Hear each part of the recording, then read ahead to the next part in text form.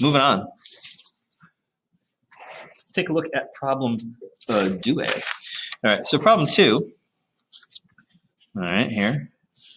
All right, I hope that I was on camera for all that previous one. I don't know. You never know. Anyway, here we go. I get excited and things kind of shift around on me. 2. Oh, yeah. All right.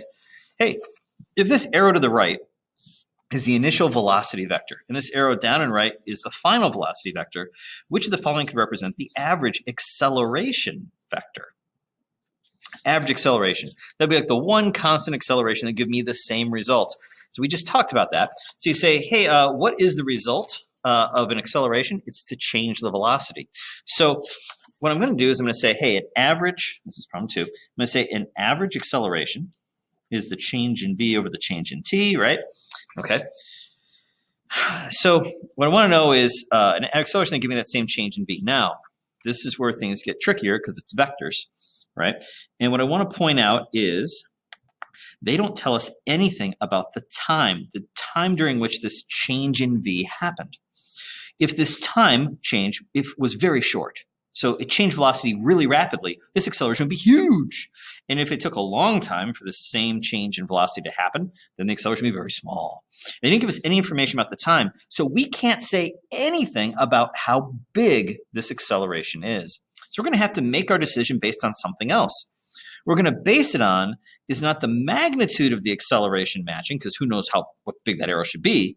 It's going to be based on the direction of the velocity of the acceleration arrow. This is an equation. Certainly the magnitude, the number for this side has to equal the magnitude of this side. Because they're vectors, also the direction of this side has to equal the direction of this side. Now, delta t doesn't have a direction in space, so the direction of the average acceleration has to be the same as the direction of delta v. So if we can find the direction of the change in v vector, that would be the direction of the average acceleration. So that's how we're going to tell. So like, okay, well, how can I figure out what direction delta v goes in?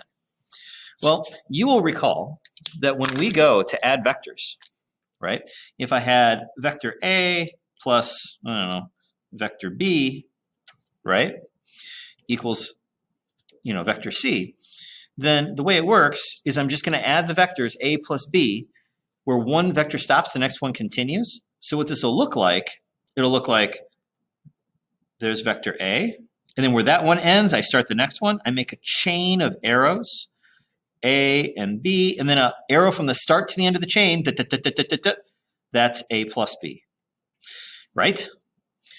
Likewise, if I had a vector for V, and then I had a vector for delta V, right? Whatever that's going to look like. That's got to give me the vector for the final, right? That V final, right? This is V initial. V final, right, is going like this. You know what I'm saying? So this arrow plus the mystery arrow gives me this one when I go from the start to the end of the chain. So what I'm going to do is I'm going to take the initial velocity vector, and where that arrow ends, the next one would start, right? And then I'd have an arrow from the start to the end of the chain that looks like the final.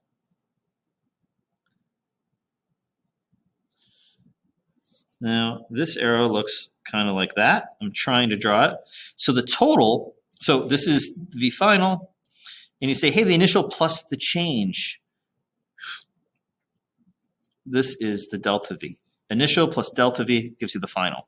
So my delta V better be going that way. That's the direction we need delta V to go. That's the direction that A bar goes. And the best answer is going to be D here. Okay. In fact, when I made this problem, I actually slid the vectors around and drew the arrow to make sure it would do that. Okay. So that is D is the correct answer, the one we want. All right. You want choice D, it's going that direction. Again, we don't know the magnitude, how long that arrow should be. It depends on how quickly this change occurs, but we can say that's the direction of A bar. All right. That's problem 2. Incidentally, this idea about the direction of A bar being the direction of delta V, we use this idea when we derived the equation for circular motion. You may recall that we said, hey, this acceleration that happens, right? We said it's got to be, because acceleration, the average acceleration is delta v over delta t. You say, hey, the direction then of delta v is the direction the acceleration is. And you said, hey, when we're kind of in the middle here, between here and here, because we're going nice uniform, right in the middle, that direction, whoop, that's the way delta v is going. Oh, that's pointing right at the center of the circle. Okay, and so we said this acceleration that we're getting out is centripetal, towards the center of the circle. So we use that idea there when we were talking about this, and the idea that these vectors add up like that. We use those ideas in the circular motion, centripetal acceleration derivation. All right.